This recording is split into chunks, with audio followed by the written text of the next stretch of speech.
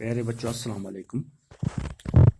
UPS Nowpora class 6 subject Urdu, موضوع ہے ہمارا حکایات، پیج نمبر 85۔ حکایت کی جمع حکایات ہیں۔ پہلی حکایت کے بارے میں ہم پڑھیں گے۔ دو دوست جنگل کے راستے سے گزر رہے تھے۔ دو دوست جنگل کے راستے جا رہے تھے، سامنے سے ایک ریچھ آتا دکھائی دیا۔ ایک دوست نہایت پھرتی سے درخت پر چڑھ گیا۔ دوسرے کو درخت پر چڑھنا نہیں آتا تھا۔ دوسرے نے پہلے کو مدد کے لیے پکارا۔ دو دوست جنگل کے راستے جا رہے تھے، سامنے سے ان کو ایک ریچھ سامنے آیا، وہ دکھائی دیا۔ ایک دوست جو تھا وہ تیز تھا، پھرتی اس میں سی، چالاکی تھی، وہ چالاکی سے کس پر چڑھ گیا؟ درخت پہ چڑھ گیا۔ دوسرے کو درخت پر چڑھنا نہیں آتا تھا۔ دوسرے نے پہلے کو مدد کے لیے پکارا۔ دوسرے نے یہ کہا کہ اب میری مدد کرو، مجھے بھی درخت پر چڑھا دو۔ پہلا اور اوپر چڑھ گیا۔ جو پہلا جو تھا وہ چالاک تھا، وہ کس پر چڑھ گیا؟ درخت پہ چڑھ گیا۔ اس نے کہا کہ میری مدد کرو، مجھے بھی چڑھاؤ، مگر وہ اور اس کے اوپر اور چڑھ گیا، درخت کے اوپر۔ تب دوسرے کو ایک ترکیب سوجھی۔ دوسرے نے کہا کہ اس کو بھی ایک تدبیر آ گئی، اس نے بھی سوچا کہ میں اب کیا کروں۔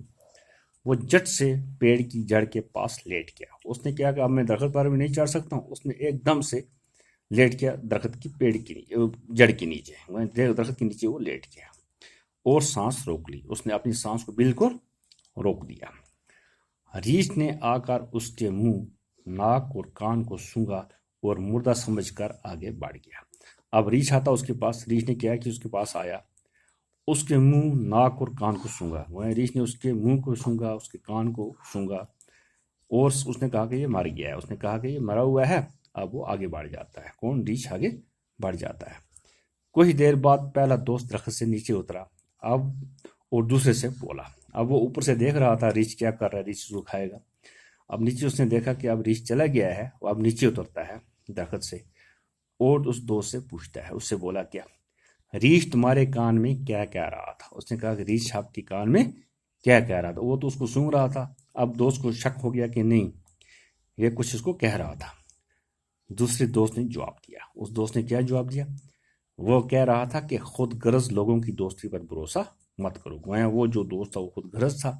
اس نے کہا ریچھ اسی کو کھائے، اسی کو پھاڑے، اسی کو کچھ کرے، میری جان بچ جائے، مگر وہ کیا تھا؟ خود غرض تھا۔ اس لیے کسی ایسے دوست پر بھروسہ مت کرو جو خود غرض ہو، اچھا دوست چن لو۔ دوسری حکایت ہے۔ ایک شخص دن کے اجالے میں شمع لے کر بازار میں چکر لگا رہا تھا۔ ایک دن ایک شخص جو تھا وہ دن کی روشنی میں اس نے شمع لی اپنے ہاتھ میں، ایک موم بتی اٹھائی، شمع لے کے وہ چکر لگا رہا ہے، کس میں؟ بازار میں۔ کسی نے اس سے پوچھا، دن کی روشنی میں چراغ لے کر کسے ڈھونڈتے پھر رہے ہو؟ اس نے کہا کہ بھائی دن ہے، روشنی ہے، اچھی ہے، سورج نکلا ہوا ہے، آپ اس روشنی میں کس کو ڈھونڈ رہے ہو، پھرتے ہو، وہ بھی بازار میں کس کو ڈھونڈ رہے ہو؟ اس نے جواب دیا۔ اس نے کیا جواب دیا؟ میں آدمی کی تلاش میں ہوں مگر وہ نہیں ملتا۔ وہ کہتا ہے میں آدمی ڈھونڈ رہا ہوں، وہ مجھے نہیں مل رہا ہے۔